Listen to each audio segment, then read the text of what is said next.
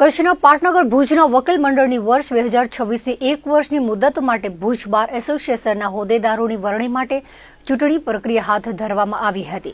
મુખ્ય ચૂંટણી કમિશનર જે જાડેજા અને સહાયક ચૂંટણી કમિશનર એવી સલાટ અને CH આચાર્યના વડપણ હેઠળ મતદાન શરૂ થયું હતું। ભુજ બારના હોદ્દેદારોની વરણી માટે કુલ 838 જેટલા એડવોકેટ મતદારો નોંધાયેલા છે। ભુજના સિનિયર ધારાશાસ્ત્રી શંકર સચદેએ ચૂંટણીને લોકશાહીના પર્વ સમાન ગણાવી તમામ ચૂંટણીઓનું ખાસ મહત્વ હોવાનું ઉમેર્યું હતું।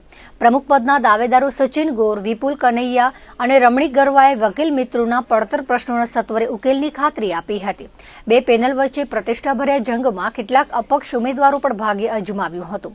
ભુજ બારની ચૂંટણીમાં ઉપપ્રમુખ સામાન્ય માટે કાનજી ધુવા, દીપક ઠક્કર, મહિલા ઉપપ્રમુખ પદે જાગૃતિબા ચૌહાણ, કાંતાબેન વેકરિયા, સેક્રેટરી પદે મલ્હાર બુચ, વિવેકસિંહ જાડેજા, ચિરાગ ઠક્કર, જોઈન્ટ સેક્રેટરી પદે મેહુલ ગોસ્વામી, હરેશ મહેશ્વરી, જોઈન્ટ મહિલા સેક્રેટરી પદે દક્ષા સોની, હેતા વૈદ્ય, લાઇબ્રેરિયન પદ માટે ઘનશ્યામસિંહ સોઢા, મિત્તલ ઠક્કર, મહિલા પ્રતિનિધિ ભક્તિ ગોર, શિલ્પા ગોર અને કારોબારી સભ્ય પદ માટે 15 ઉમેદવારોમાં ભાગ્યનો ફેસલો થયો હતો। ચૂંટણી એ લોકશાહીનું પર્વ છે। ચૂંટણી કોઈ પણ હોય, ગ્રામ પંચાયતથી માંડી અને લોકસભા દરેકનું મહત્વ છે, પણ બાર એસોસિએશન ચૂંટણી એનું વિશિષ્ટ મહત્વ છે, કારણ કે 100% મતદારો શિક્ષિત, BLLB હોય, BCom LLB હોય, BSc LLB હોય, MCom LLB હોય, LLM હોય, બધા શિક્ષિત મતદારોની આ ચૂંટણી છે। એટલે આ મતદારોમાંથી ચૂંટાવું એ ખરેખર જેને આપણે એમ કહીએ ને કે રેતીમાં વાણ ચલાવવા જેવું કપરું કામ છે। જે ઉમેદવારો ઊભા છે એ બધા સક્ષમ છે। પ્રમુખ પદના ઉમેદવારો, ઉપપ્રમુખ પદના ઉમેદવારો, જનરલ સેક્રેટરી ઉમેદવારો, લાઇબ્રેરી સેક્રેટરી 2 ઉમેદવાર, તેમ કારોબારીના સભ્યો, દરેકની પોતપોતાની ગુણવત્તાઓ છે। અને આપણને એમ લાગે કે હાલાજી તારા હાથ વખાણું કે પાંતી તારા પગલાં વખાણું, એ રીતના બધા ઉમેદવારો છે। એટલે કોને મત આપવો અને કોને મત ના આપવો એ ધર્મ સંકટ જેવું છે।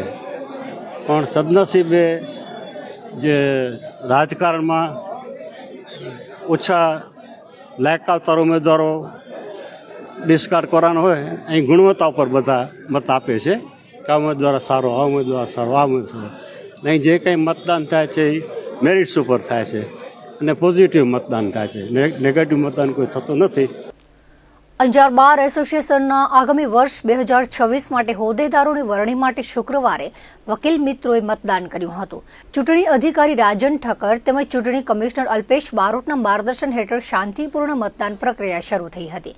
અંજાર બાર એસોસિએશનના પ્રમુખ પદ માટે નટુબા વેલુભા રાઠોડ અને યશ પોટાએ દાવેદારી નોંધાવી હતી। બંને હરીફ ઉમેદવારોએ અંજાર વકીલ મિત્રોના પડતર પ્રશ્નોના ઉકેલ, અંજારમાં ફેમિલી કોર્ટની રચના સહિતના પ્રશ્નો અંગે સક્રિય કામગીરી કરવાની ખાતરી આપી હતી। મહિલા ઉપપ્રમુખ પદ માટે શાંતાબેન બારોટ અને પૂજાબેન બારમેડા, સહમંત્રી પદ માટે ચેતન ગઢવી, દિનેશ બાંભણિયા, કારોબારી સભ્ય પદ માટે વિકાસ મકવાણા, જીજ્ઞા વાઘેલા, કાજલ પાચાણી, જાફર કેવર અને હાર્દિક પ્રજાપતિએ દાવેદારી નોંધાવી હતી। ઉપપ્રમુખ પદે પરાગ વરુ, મંત્રી તરીકે હિમાંશુ પુરોહિત, ખજાનચી તરીકે ભરત પ્રજાપતિ, લાઇબ્રેરિયન તરીકે જખુભાઈ મહેશ્વરી બિનહરીફ વરાયા હતા। વર્તમાન પ્રમુખ હેતલ સોનપારની અનુપસ્થિતિમાં ચૂંટણીની કામગીરી ઉપપ્રમુખ બીનાબેન અને અન્ય હોદ્દેદારોએ સંભાળી હતી। બારના હોદ્દેદારોની વરણી માટે 313 એડવોકેટ મતદાતા તરીકે નોંધાયેલા છે।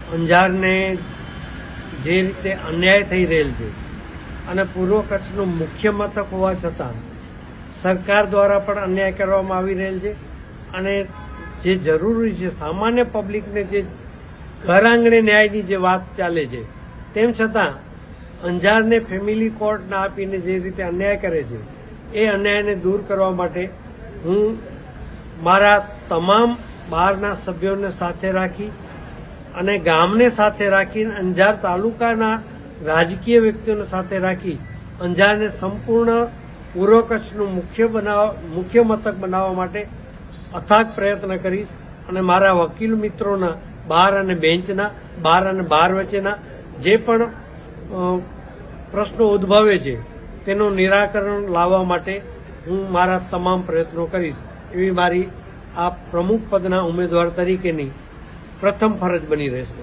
2003થી શરૂ કરેલી વકીલાતની યાત્રામાં આટલા બધા અનુભવો બાદ એટલું મેં નોંધ્યું છે કે બારનું પ્રતિનિધિત્વ જેટલું મજબૂત એટલો બારનો અવાજ વધારે સશક્ત. સશક્તનો અર્થ એવો નથી કે બળવાન, પરંતુ સશક્તનો અર્થ કે જેનો અર્થ બધી કોર્ટ્સ, ઓથોરિટી બધા પાસે એક સારો અને પોઝિટિવ રહે. અંજાર શહેરને ઉત્તરોત્તર અનેક સુવિધાઓ કોર્ટો અને કચેરીઓની મળેલી છે. આ બધામાં અંજાર બારનું યોગદાન, મારા સિનિયર મિત્રોનું યોગદાન ખૂબ રહ્યું છે. મારે આશા છે કે આ વર્ષે ચૂંટાઈ આવીને આ વિકાસ કામોને, અંજાર બારને અને સમગ્ર સમાજને એક સાથે, એક કડી સાથે જોડી શકું અને 1 વર્ષના સમયગાળામાં મહત્તમ સુવિધાઓ અમારા જુનિયર મિત્રોને અને અમારા સિનિયર મિત્રોને જરૂરી માન સન્માન તથા આદર અપાવી શકું તો મારો આ 1 વર્ષનો સમયગાળો ચોક્કસ સફળ ગયો ગણાશે. શુક્રવારે મુન્દ્રા કોર્ટના સેવા કેન્દ્રમાં મુન્દ્રા બાર એસોસિએશનની ચૂંટણી યોજાઈ હતી, જેમાં મુન્દ્રા બારના પ્રમુખ પદ માટે જનક સોલંકી, કૈલાશદાન ગઢવી, રેનીશ રાવ વચ્ચે ત્રિપાંખીયો જંગ યોજાયો હતો. ચૂંટણી અધિકારી સુનિલ મહેતા અને ભૌમિક ભટ્ટે જણાવ્યું હતું કે ઉપપ્રમુખ માટે મોહમ્મદ બિલાલ ખત્રી અને દુર્ગાબેન ગોર ઉભા હતા. કોર્ટ પરિસરમાં સેવા કેન્દ્રની આજુબાજુ ઠંડીની સિઝનમાં વકીલોની ચૂંટણીને લઈને માહોલમાં ગરમાવો આવ્યો હતો. ચૂંટણી સમયે શારીરિક તકલીફ ધરાવતા વિકલાંગ રામજી ચુયા મતદાન કરવા મતદાન મથકે પહોંચ્યા હતા અને લોકશાહીની પવિત્ર ફરજ બજાવી હતી. ચૂંટણી સમયે મુન્દ્રાના ધારાશાસ્ત્રીઓ વિશ્રામ ગઢવી, પ્રવીણચંદ્ર ગણાત્રા, રવિ મહેશ્વરી, વિજયસિંહ જાડેજા, કૈલાશદાન ગઢવી, જનક સોલંકી, હનીફચંદ, કાનજી સોધરા, ભાવનાબેન બારોટ, શ્યામ સોધમ, નારાયણ કાનાણી સહિત કુલ 174 વકીલોએ મતદાન કરતા 95% મતદાન થયું હતું. બપોરે ચૂંટણીની મતગણતરી યોજાઈ હતી. ચૂંટણી અધિકારી તરીકે સુનિલ મહેતા, ભૌમિક ભટ્ટ, રૂપેશ રાવલ રહ્યા હતા. મુન્દ્રા બારના પ્રમુખ જનક સોલંકીને 174 મતમાંથી 98 મતો મળતા 38 મતોથી વિજયી થયા હતા. ઉપપ્રમુખ પદે બિલાલ ખત્રીને 109 મતો મળતા 56 મતોથી વિજયી થયા હતા. લાઇબ્રેરિયન તરીકે પ્રવીણ ગોરડિયા 62 મતોથી વિજયી થયા હતા. અગાઉ બારના મંત્રી તરીકે વિમલ મહેતા, સહમંત્રી પૂજા ગોસ્વામી, મહિલા પ્રતિનિધિ દેવલબેન ગઢવી, ખજાનચી તરીકે ઇસ્માઇલ તુર્ક તેમજ મુન્દ્રા બારના 8 કારોબારી સભ્યો બિનહરીફ વરાયા હતા.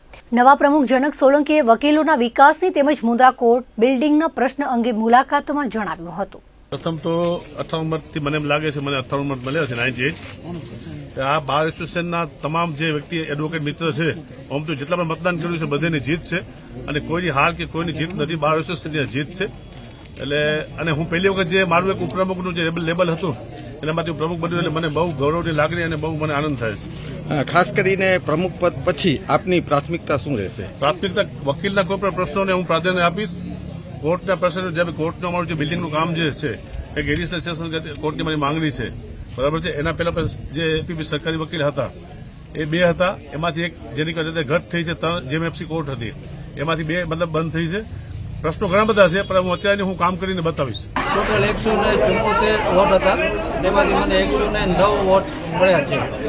મુન્દ્રા કોર્ટની જે સમસ્યાઓ છે, જેવી કે મેઇન પ્રિન્સિપલ કોર્ટ છે એ ફક્ત 15 દિવસ છે, ફેમિલી કોર્ટ 22 દિવસ છે અને બીજી જેડી કોર્ટો બંધ થઈ ગઈ છે. એ કોર્ટોને પાછી લાવવાનું મારું પ્રાથમિક ધ્યેય રહેશે.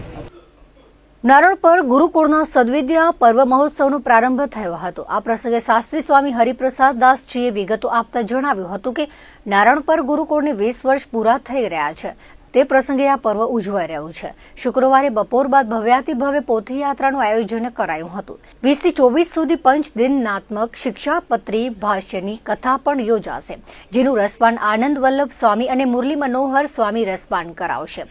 અક્ષર પુરાણી મહંત પુરાણી સ્વામી હરિસ્વરૂપ દાસજીએ આ ગુરુકુળની 20 વર્ષ પહેલા સ્થાપના કરી હતી. ગુજરાતી અને અંગ્રેજી માધ્યમના હજારો વિદ્યાર્થીઓએ આ ગુરુકુળનો અત્યાર સુધી લાભ લીધો છે તેવું તેમણે જણાવ્યું હતું. ભુજ મંદિરના મહંત ધર્મનંદન સ્વામીજી, જાદવજી ભગત, દેવપ્રકાશ સ્વામી, ગુરુકુળનું સંતો પૂજ્ય નારાયણ વલ્લભ સ્વામી, ધર્મચરણ સ્વામી, ઘનશ્યામ કેશવ સ્વામી, દિવ્યપ્રકાશ સ્વામી સફળ સંચાલન કરી રહ્યા છે.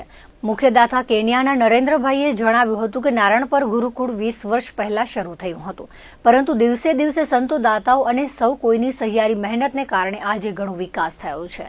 જ્યારે આ ગુરુકુળ શરૂ થયું હતું ત્યારે તેમાં ફક્ત 30 વિદ્યાર્થીઓ હતા, જ્યારે આજે 2000થી વધારે વિદ્યાર્થીઓ છે. આ ગુરુકુળ એ ફક્ત વિદ્યાર્થીઓને કંઈક જ આપવા માટે નથી બન્યું, પરંતુ દેશને એક સારા વિદ્યાર્થીઓ અને સારા નાગરિકો આપવા માટે, દેશના યોગદાન માટે બન્યું છે. અને મને તેના માટે આજે ખૂબ જ ગૌરવ થાય છે. મુખ્યદાતા નરેન્દ્ર રાવલે જણાવ્યું હતું કે અત્યારે જીવન એટલું બધું વ્યસ્ત રહે છે, તે કોઈ પણ માણસને સમય કાઢવો મુશ્કેલ જ હોય છે. આમ છતાં પણ ભુજ મંદિરના સંતોનો ખૂબ જ આગ્રહ હતો અને પ્રેમ હતો, એટલે આ મહોત્સવમાં રૂબરૂ આવવા માટે તેમણે વચન આપ્યું હતું અને આજે આ વચન નિભાવ્યું છે. એટલે ખાસ સમય ફાળવી અને ગઈકાલે તેઓ નૈરોબીથી 24 કલાક માટે આવ્યા હતા. ઉલ્લેખનીય છે કે 60 વર્ષ પહેલા ભુજ સ્વામિનારાયણ મંદિરે સ્વામિનારાયણ વિદ્યાલય બોર્ડિંગ શરૂ કરી સંસ્કાર સાથે શિક્ષણનો મહાયજ્ઞ આરંભ્યો હતો. હાલ 8 ગુરુકુળ અને 1 કન્યા શાળા મળી કુલ 17,000 જેટલા છાત્રાઓને શિક્ષણ આપી જિલ્લાની સૌથી મોટી સંસ્થા બની છે. તે પૈકી નારાયણ પર ગુરુકુળનો 20 વર્ષનો મહોત્સવ સદવિદ્યા પર્વ નામે શરૂ થયો છે. ગુરુકુળોના પાયા ભુજ મંદિરમાં શ્રી વલ્લભ સ્વામીએ રોપ્યા.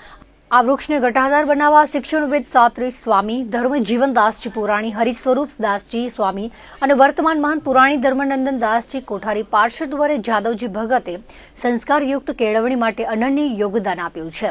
હાલે નારાયણ પર ગુરુકુળમાં પુરાણી નારાયણ વલ્લભ સ્વામી, શાસ્ત્રી દેવપ્રકાશ સ્વામી, પુરાણી ધર્મચરણ સ્વામી સફળ અને નિષ્ઠાપૂર્વક સંચાલન કરી રહ્યા છે. અહીં 2000 છાત્રાઓ વિદ્યા અભ્યાસ કરી રહ્યા છે. નારાયણ પર ગુરુકુલને 20 વર્ષ પૂર્ણ થવા જઈ રહ્યા છે, ત્યારે ગુરુકુલ સદવિદ્યા પર્વ મહોત્સવ ઉજવી રહ્યો છે. આજે બપોર પછી ભવ્યાતિ ભવ્ય પોથીયાત્રાનું આયોજન રાખ્યું છે અને 20 તારીખથી 24 તારીખ પંચદિનાત્મક શ્રી શિક્ષાપત્રી ભાષ્ય એની કથા અમારે બંને વક્તાશ્રીઓ પૂજ્ય આનંદ વલ્લભ સ્વામી, પૂજ્ય મુરલી મનોહર સ્વામી રસપાન કરાવશે. આ ગુરુકુલના સંસ્થાપક અક્ષરનિવાસી મહંત પુરાણી સ્વામી હરિસ્વરૂપદાસજી, જ્યારથી આ ગુરુકુળનો પ્રારંભ થયો ત્યારથી હજારોની સંખ્યામાં આ ગુરુકુળમાં ગુજરાતી મીડિયમ અને ઇંગ્લિશ મીડિયમનો ક્લાસ ચાલે છે. હજારો વિદ્યાર્થીઓ લાભ લઈ રહ્યા છે. તો એના પર્વ પ્રસંગે પૂજ્ય ભુજ મંદિરના મહંત સ્વામી, પૂજ્ય ઉપમંત સ્વામી, પૂજ્ય જાદવજી ભગત, પૂજ્ય દેવપ્રકાશ સ્વામી અને આ ગુરુકુળના સફળ સંચાલન કરતા સંતો પૂજ્ય નારાયણ વલ્લભ સ્વામી, પૂજ્ય ધર્મચરણ સ્વામી, પૂજ્ય ઘનશ્યામ કેશવ સ્વામી, પૂજ્ય દિવ્ય પ્રકાશ સ્વામી સંચાલન કરી રહ્યો છે. સમગ્ર ગુરુકુલ પરિવાર આપ સૌ કોઈ ભક્તોને 5 દિવસ કથા શ્રવણ કરવા માટે, ભોજન પ્રસાદ લેવા માટે ભાવભર્યું આમંત્રણ પાઠવે છે. શ્રી નારાયણ ગુરુકુળ 20 વર્ષ પહેલા અને આજમાં ઘણો ફરક છે. 20 વર્ષમાં જે અહીંયાના સ્ટાફે, બધા ટીચરે, ટ્રસ્ટીઓએ અને સંતોએ જે મહેનત કરી છે એ અત્યારે દેખાય છે કે છોકરાઓ જેમાં 30 માંથી 2000 છોકરાઓ થાય તો એનો મતલબ કે ઈ ગુરુકુળ કંઈક દેવા માંગે છે, સંસ્થા કંઈક દેવા માંગે છે, કન્ટ્રીને દેવા માંગે છે. ઇટ ઇઝ એ લોકો માટે જ નથી, પણ it is for whole country. અને આઈ એમ વેરી પ્રાઉડ. બહુ ખુશ છું કે આટલો બધો પ્રોગ્રેસ નારાયણ ગુરુકુળે કર્યો છે.